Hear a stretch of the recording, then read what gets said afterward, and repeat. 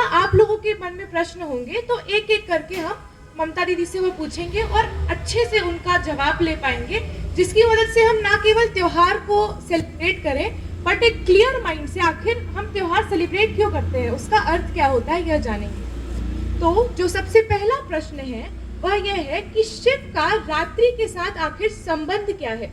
जो हम साथ में कहते हैं कि शिवरात्रि क्या है, तो आखिर शिव और रात्रि का संबंध क्या है। तो मैं दीदी जी से निवेदन करती हूँ कि वह इस चीज का उत्तर दें।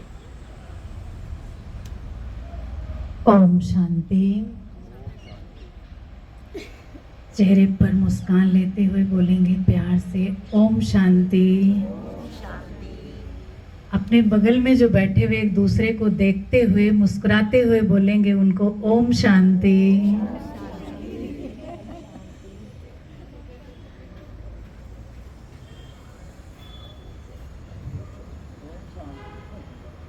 देखो, ओम शांति मंत्र में ही इतनी ताकत है, इन शब्दों में इतनी ताकत है कि हमारे सबके चेहरे हिल गए।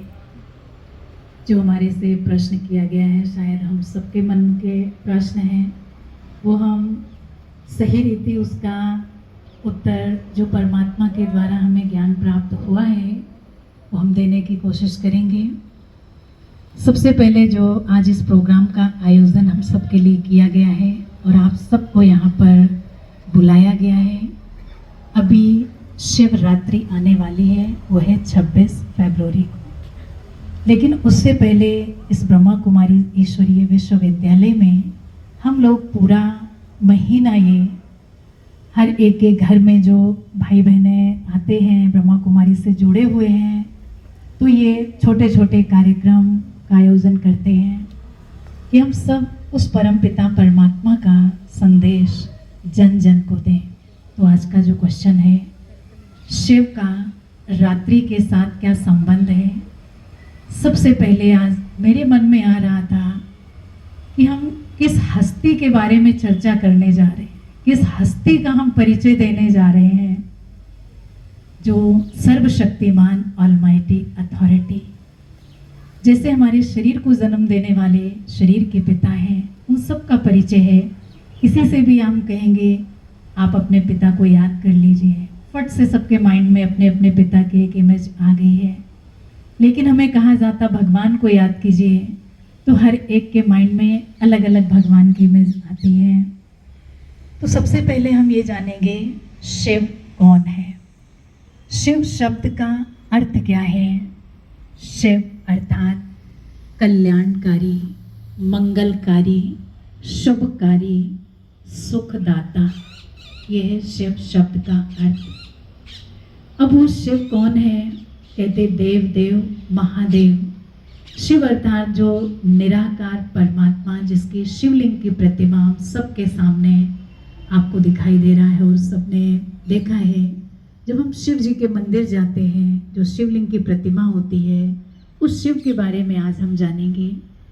क्योंकि जो देवी देवता हैं उन सबके अपने शारीरिक रूप हैं, तो उनकी पहचान हमें बहुत सहज हो जाती है।